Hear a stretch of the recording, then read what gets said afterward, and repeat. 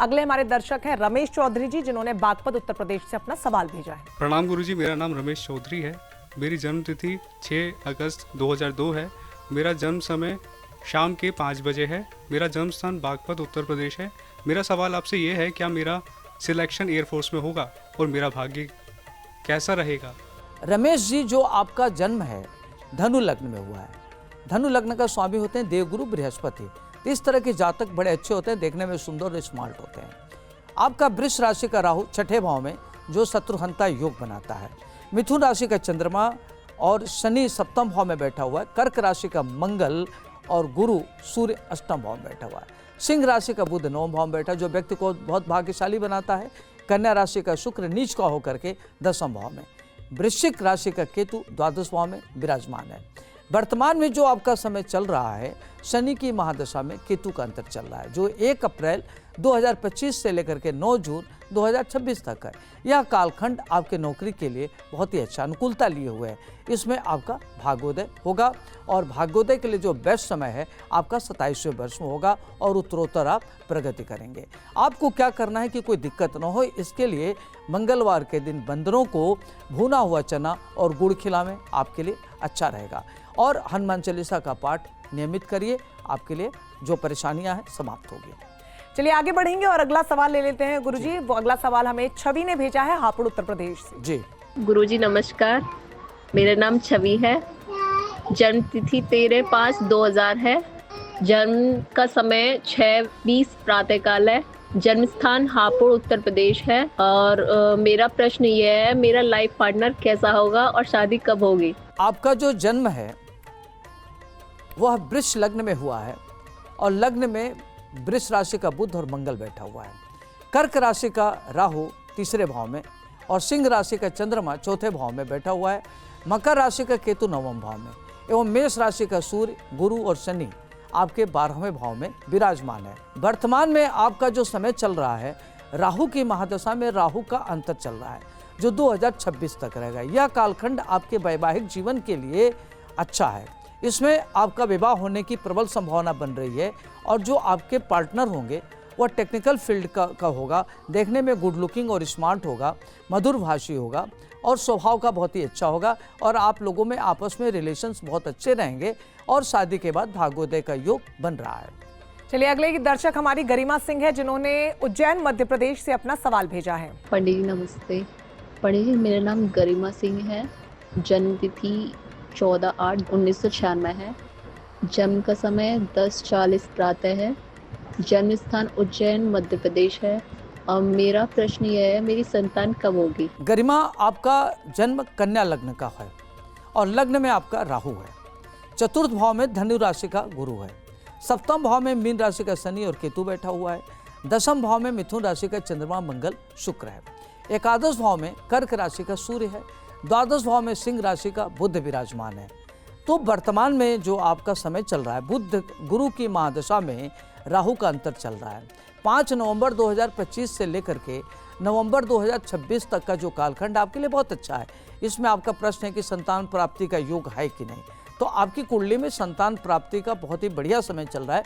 कभी आपको good news मिल सकता है और आपको कंसीव होने में कोई दिक्कत ना हो, इसके लिए आपको क्या करना है कि रविवार का व्रत रहना है और सूर्य की आराधना करना है, मंत्र पढ़ना है, ओम घृणी सूर्याय नमः। और आपको क्या करना है कि लाल रंग का वस्त्र धारण करिए और सूर्यास्त के पहले भोजन करिए, सूर्य के मंत्रों का जप करिए और इस दिन नमक अवॉइड करना चाहिए। जी बिल्कुल, ये उपाय उन्होंने ध्यान से सुने होंगे। गुरुजी, अभी आपने गुरु की महादशा का जिक्र किया, इससे क्या इफेक्ट पड़ता है, क्या अंतर आता है एक आम व्यक्ति की जिंदगी में? जी देखिए रंजना, जो गुरु की महादशा होती है, गुरु की महादशा बहुत महत्वपूर्ण होती है। गुरु से देखा जाता है व्यक्ति का बौद्धिक क्षमता, व्यक्ति का वैवाहिक जीवन, व्यक्ति का कैरियर, व्यक्ति का व्यक्तित्व देखा जाता है और उसकी दृष्टि कहाँ कहाँ ये बड़ा महत्वपूर्ण होता है। तो अगर 1, 5, 9 पर होती है तो बड़ा महत्वपूर्ण होता है, इससे व्यक्ति का जीवन शानदार होता है। और अगर कई बार पापाग्रह देखता है या नेगेटिव ग्रह की दशा भी चलती है तो बृहस्पति की दृष्टि से वो शुभ हो जाता है। तो इसलिए बृहस्पति की दशा दृष्टि बड़ी शुभ मानी जाती है, उसकी दृष्टि अमृत जिससे मानी जाती है। जी चलिए गुरुजी आगे बढ़ेंगे। गौरव नेगी जी ने अपना अगला सवाल हमें बागेश्वर उत्तराखंड से भेजा है। जी गुरुजी प्रणाम, मेरा नाम गौरव नेगी है। 15 जून 2001 को मेरा जन्म हुआ है। मैं बागेश्वर उत्तराखंड का रहने वाला हूँ। मेरे जन्म का समय रात के 9 बजे का है। मेरा सवाल आपसे ये है कि मेरी व्यापारिक स्थिति कैसी रहेगी और इसे अच्छा करने के लिए मैं और क्या करूँ। देखिए गौरव जी, आपका जो जन्म है धनु लग्न का है। आपका लग्नेश देवगुरु बृहस्पति है और लग्न में केतु बैठा हुआ है। तो आपको इल्यूजन में नहीं रहना, भ्रम में न रहिए। केवल योजनाएं बनाते कार्य नहीं करते, तो कार्य करने की जरूरत है। मीन राशि का चंद्रमा चतुर्थ भाव में बैठा हुआ है, जो मीन राशि पर शनि के 7.5 चल रही है। तो आपको ध्यान रखना है कि अपनी इच्छाओं पर नियंत्रण करें, तेज करके गाड़ी न चलावें और शनि की आराधना करें। मेष राशि का शुक्र पंचम भाव में, वृष राशि का गुरु और शनि छठे भाव में, जो शत्रुहंता योग बनाता है। 7वें भाव में मिथुन राशि का सूर्य, बुध, राहु और वृश्चिक राशि का मंगल आपका 12वें भाव में बैठा हुआ है। तो देखा जाए तो वर्तमान में जो आपकी कुंडली में ग्रहों की दशा चल रही है, शुक्र है। दैत्य गुरु शुक्राचार्य की महादशा में शुक्र का अंतर चल रहा है, जो बहुत महत्वपूर्ण है और 1 अगस्त 2027 तक चलेगा, जो व्यापारिक दृष्टिकोण से बहुत अच्छा है। इसमें आपका एक तो दाम्पत्य जीवन बहुत अच्छा होगा, जिंदगी बड़ी अच्छी चलेगी, लग्जरी वाली लाइफ होगी, पत्नी का सुख मिलेगा, व्यापार बहुत अच्छा होगा। और आपको क्या करना है कि आपके धन धान की कमी ना हो। शुक्रवार के दिन श्री सूक्त का पाठ करने से आपकी माली हालत अच्छी होगी, व्यापार की स्थिति अच्छी होगी और आपका रोग और शत्रु परास्त होंगे। बिल्कुल गुरुजी, आपने सरल शब्दों में दर्शकों के जो जवाब थे उनके हल बताए, उपाय बताए, सभी प्रश्नों के उत्तर दिए और उनका मार्गदर्शन भी आपने किया। आपने जो उपाय बताए हैं वो आसान है, लेकिन उनका असर जीवन की दिशा पूरी तरीके से बदल सकता है और ये हमारे दर्शकों को शायद पता है, और इसीलिए गुरुजी वो अपने सवाल भी भेज रहे हैं। अब जल्दी से, जो शुरुआत में मैंने आपको कहा था कि मेरा एक सवाल बच गया है, उसका जवाब आप दे दीजिए, जिसकी चर्चा हम कार्यक्रम की शुरुआत में कर ही रहे थे गुरुजी। उसी से जुड़ा प्रश्न ये है कि बहुत से लोग जो हैं वो घर के मेन डोर, यानी कि जो दरवाजा अपना होता है घर का, वहीं पर ही अपने जूते उतार देते हैं और फिर अंदर आ जाते हैं। अक्सर मैं भी पर्सनली गुरुजी ऐसा करती हूँ। ऐसे में पूरे परिवार के जूते चप्पल मुख्य दरवाजे पर पड़े रहते हैं। तो क्या हम लोग जो ये सब कर रहे हैं, क्या ये शुभ है या अशुभ है? जी देखिए रंजना, वास्तुशास्त्र के दृष्टिकोण से जूते चप्पल को हमेशा सूर्य को मुख्य द्वार पर नहीं रखना चाहिए, क्योंकि यह सेहत के दृष्टिकोण से, नकारात्मक ऊर्जा के दृष्टिकोण से ठीक नहीं है, क्योंकि इससे घर में नकारात्मक ऊर्जा फैल जाती है और घर में कलह होता है।